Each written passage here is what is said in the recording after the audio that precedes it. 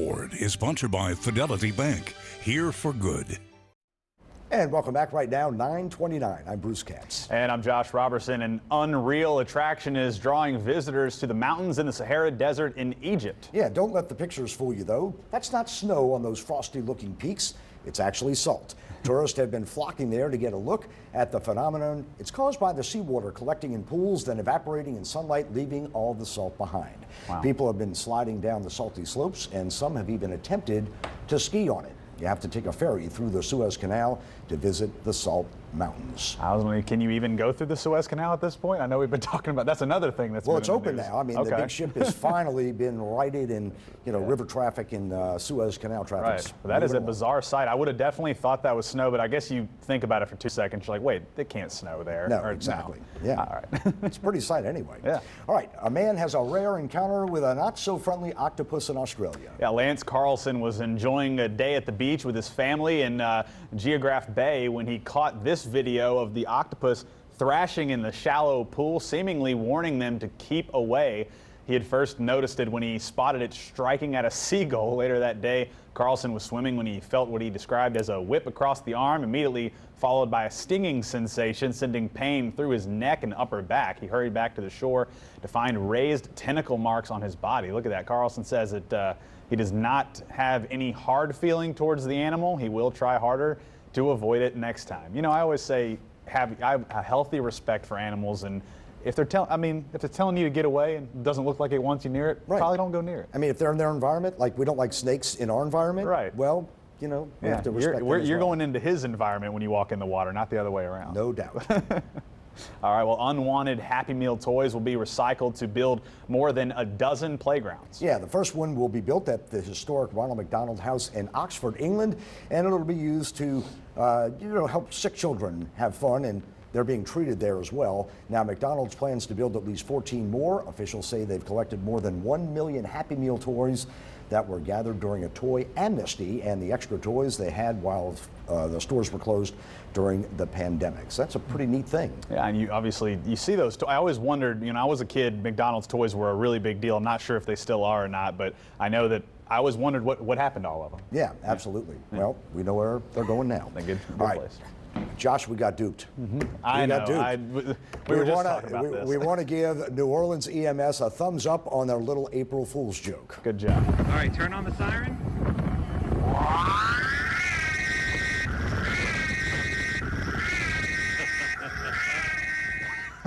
Now, in a tweet this morning, they claimed 16 New Orleans EMS ambulances have now been specially outfitted with that noise you hear there, a GB Ecto 1 siren, but that's pretty suspicious. Ecto 1 is the car that was used in that was used in the 1984 Ghostbusters movie. We'll just go ahead and say good one, New Orleans EMS. Yeah, they did dupe us, and Zach during one of the breaks was like, do you think this is really real? I mean, it would work. Look, let's be honest. If that was the noise, it would work the same as the current one. But I think so too. It was definitely a ridiculous noise, and now we know why. Yeah, absolutely. All right. Well, speaking of Zach, let's get over to Zach with the forecast. Zach, did you get duped too?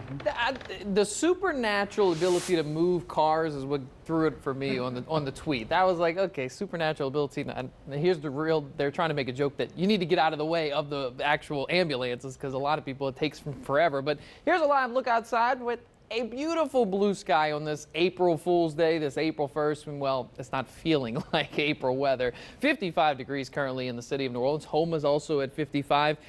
And Slidell, you're at 53. Now, we started the morning in the 40s on the North Shore, so we bumped up just a little bit. Here's the problem.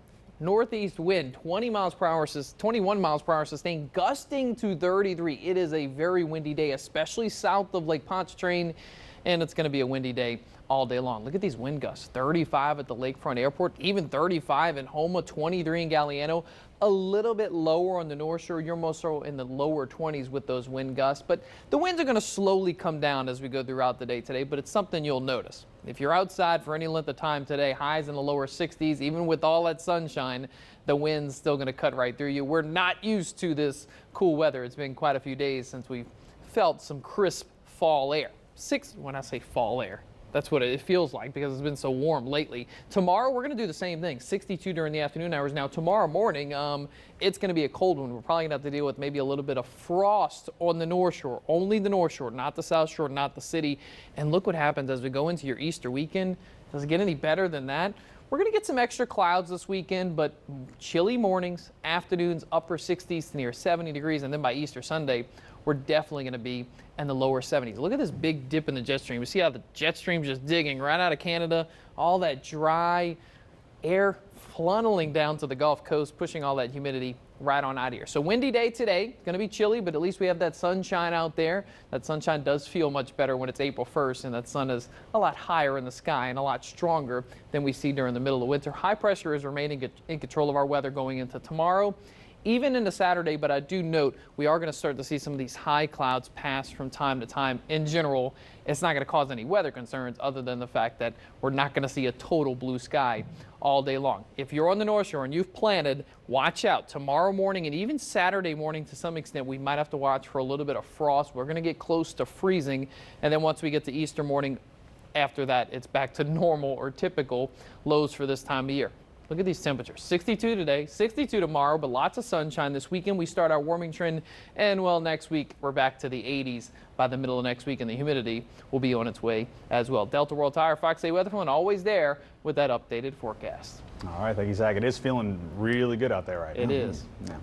Taking every bit of it I can get. Well, a popular music festival plans to return, but with safety precautions. Christy Coleman takes a look at that and the lineup and who dat making headlines. That's right, guys. Well, Outdoor Music and Arts Fest Bonnaroo sets to return this fall. Now, the festival in Tennessee plans to make a comeback in September, but with some COVID-19 safety measures. The festival's website says organizers are in regular communication with local health officials and will abide by relevant recommendations.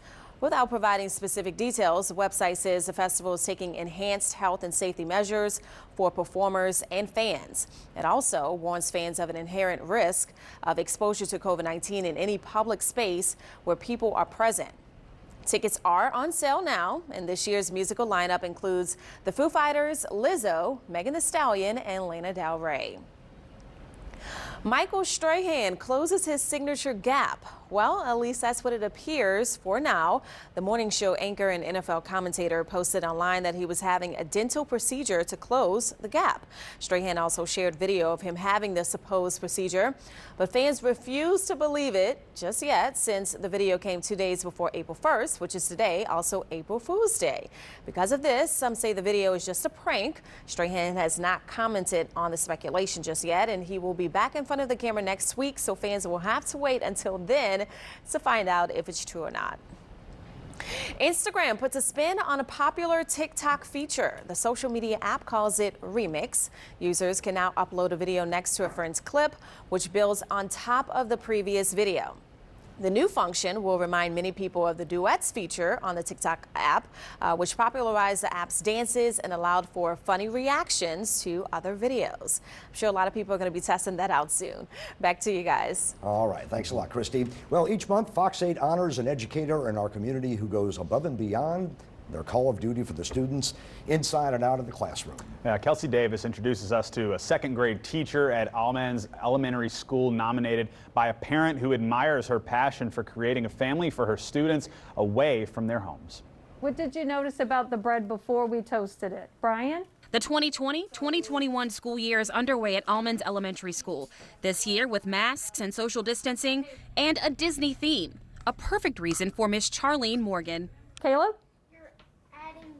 Yes, we added heat to it. To select Lilo and Stitch and a common saying from the film for her classroom decor. My class is my family. They're my kids, and I love them, and I want them to know I love them and that they belong. And so Ohana means family, and I'll say that in the classroom. Ohana means family, and they all say that's us. The second grade teacher is known on campus for creating a family-like atmosphere for her second graders and for her interactive lessons. Did it undo the change? Keeping it overnight and cooling it off? Yes. Miss Morgan is a leader in our school, both for our students as well as our faculty members. and she is really an innovative person. Aside from innovative lessons, Principal Lisa Perrin says Mrs. Morgan takes pride in capturing special moments. For the holidays, she makes and sends out classroom Christmas cards to her students' families. I don't do it for recognition. I do it because I love it and I want to make a difference and help kids. 30-plus years of teaching has come with its challenges, most recently this pandemic, but that has not fazed Mrs. Morgan. What has been your drive? What has drawn you and kept pulling you back to the classroom through all of this?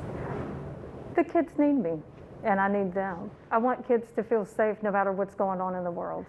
In Des Allemands, Kelsey Davis, Fox 8, Local First. Well, coming up, a lot of animals are ready and waiting for a better life and a new home just ahead. Hear how the North Shore Humane Society has some incentives if you decide to take home a new friend.